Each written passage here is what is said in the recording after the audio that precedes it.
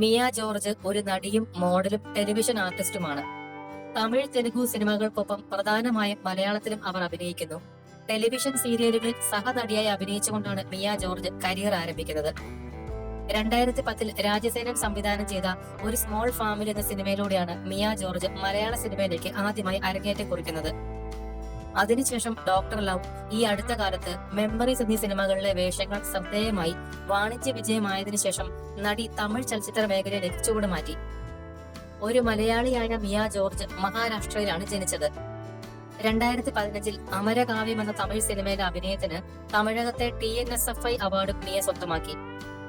വൈവിധ്യമാർന്ന ഒരുപാട് സിനിമകളിൽ അഭിനയിച്ചുകൊണ്ട് മിയ പ്രേക്ഷകർക്കിടയിൽ ശ്രദ്ധേയയായി. മലയാള സിനിമയിലെ നിരവധി സൂപ്പർ സ്റ്റാറുകളുമായി സ്ക്രീൻ ഷെയർ ചെയ്യാൻ മിയയ്ക്ക് സാധിച്ചു.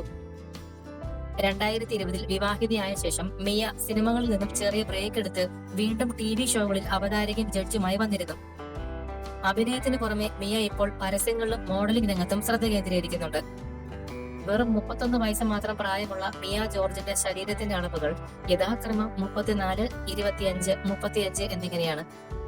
മിയ ജോർജിനെ കുറിച്ചുള്ള നിങ്ങളുടെ അഭിപ്രായങ്ങൾ കമന്റ് ബോക്സിൽ പറയുമല്ലോ.